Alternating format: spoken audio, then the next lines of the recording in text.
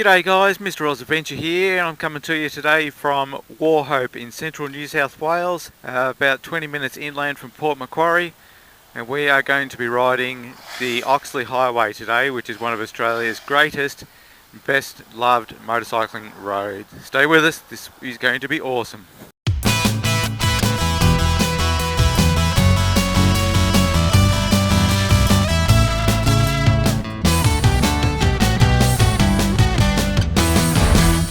Alright, so we're just coming through a place called Long Flat now. It's really on the western side of Long Flat that things start getting really good for the Oxley Highway.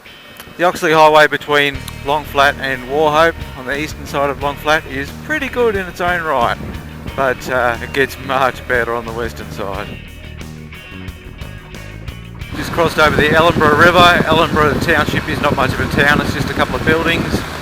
And now we're just about to get into the really good stuff on the Oxley Highway. There's a bit of tight twisty stuff through the open farmland like this, and then later on we get into some tight twisty forested areas before we jump up a fair bit of elevation and get into the high country of New South Wales. It's the New England region of New South Wales. It's all high elevation and vastly different landscape to down at the lower elevations. Absolutely gorgeous scenery out this way, just stunning. Look at that, would you? Beautiful. So the Oxley Highway is a rural highway in New South Wales, Australia. On its western side, it starts at Nevertire where it meets the Mitchell Highway. It then runs through towns such as Gilgandra, Coonabarabran, Gunnedah, Tamworth, Walcha, Wauchope, and ends up at Port Macquarie on the eastern coast of Australia. And just because it's called a highway doesn't mean that it is straight and boring. This highway, or at least the section that we're focusing on today between Wauchope and Walcha, is far from it. It is spectacularly interesting, especially if you have two wheels. So work commenced on building the Oxley Highway in 1838 with the use of convicts. In 1842, the track from the Northern Tablelands to Port Macquarie was opened. The Oxley Highway was named in 1928 to commemorate John Oxley, who was the first European to explore much of inland New South Wales in 1818. Oh, such a shame to be stuck behind this guy. It's all brand new surface too. It's like a racetrack through here. So smooth.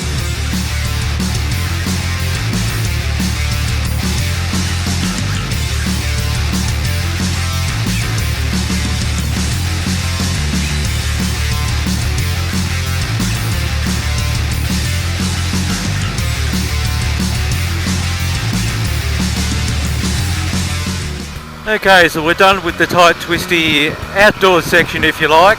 We've come indoors under the shade of the rainforest. They're just as tight as each other, but it's just a different feel.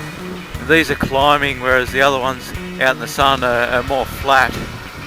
It's such a great road. You've got all sorts of different corners. There's all the way from 25, 35, 45 up to 75 km/h corners. And the stunning scenery and the fact that it changes so much over the course of 100 kilometres or so is another benefit of this road. It gives you something interesting to look at as well as just the road itself.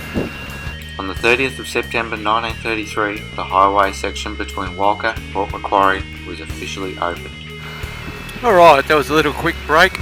We're still in the middle of the twisty section of the Oxley Highway. It is absolutely brilliant. It just started to get cold, so we stopped and started to rug up a little bit. As we climb through the elevation levels, it is starting to get colder, and the afternoon is getting later too. It's 3:45, the sun is disappearing over the hills, so it's going to get progressively colder the closer we get to Walcha. It's still winter, and in Walcha it snows in winter, but it's not going to snow today. At Ginger's Creek there's a shop, and you can buy all sorts of memorabilia to say you have ridden the Oxley Highway. It tells you how many corners there are over what distance. So both times I've done the Oxley Highway, both times I've done it from east to west and in the afternoon, which is probably the worst time of day to be doing it in this direction because you have the sun in your eyes as you get to this twisty section. It's not so bad at the moment, but last year when we did it, it was about an hour or so later and we were absolutely blinded in some of the hairpin corners. You come around the corner, all of a sudden, bang, you couldn't see the exit to the corner. It was quite dangerous.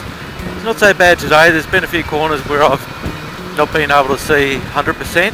I've been able to see enough. It's just been a little bit glary at times. So if you're going to go east to west, I recommend doing it in the morning. If you're going to go west to east, probably the afternoons. Okay, so we've still got 75 kilometres to Walcha, but the last 50 kilometres or so, roughly roundabouts, are in open countryside. It's lots of straights and fast flowing corners. It's not tight and twisty at all for the last section. As I said before, it does snow in Walcha. It's not quite alpine, but it's high enough elevation to get snow. And it's feeling cold now. The closer we get to the top, the colder it gets.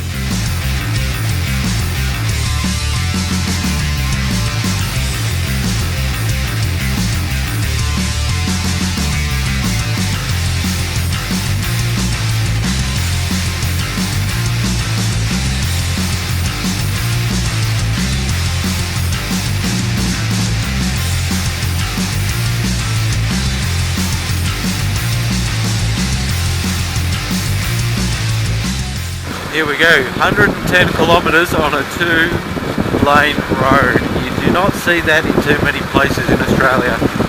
The only place that I've seen it like this, 110 kilometres an hour. Got traffic going each way. 55 kilometres to go to Walcha, and it's freezing. I just want to get there and get in front of the heater. One thing you do have to be wary of if you're travelling on the Oxley Highway around dawn or dusk is the threat of animals being on the road. About 45 kilometres of the Yarrowitch to Wauchope section is unfenced and livestock may be encountered there. Mainly cattle, along with other wild animals along most of the highway. Kangaroos are the most likely, but wombats and other marsupials may also be found. I can definitely attest to the kangaroos being seen. I have seen them alongside the road when I have travelled the Oxley Highway on a previous trip, and there is definitely evidence of them being there due to the carcasses by the side of the road. So it does pay to be careful. During the middle of the day though, you should be fine.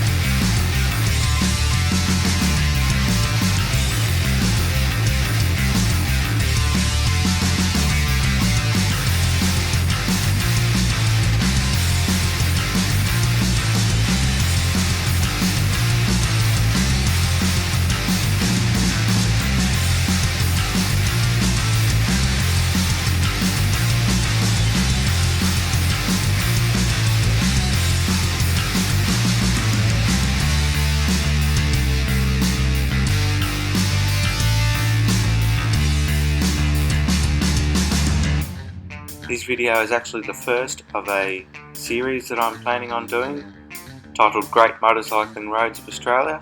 The next one will be Thunderbolt's Way. Coming up after that will be the Putty Road. There are many more that I plan on showing you over time. So if you like this video, stay tuned for those. They should be equally as fun. And here we are, entering the sleepy little town of Walcha. It's a sleepy little town, in the middle of nowhere, but at times it feels like it's the centre of the motorcycling universe. There's so many awesome roads. And here we are, the Walcha Royal Cafe. This is where we're staying the night.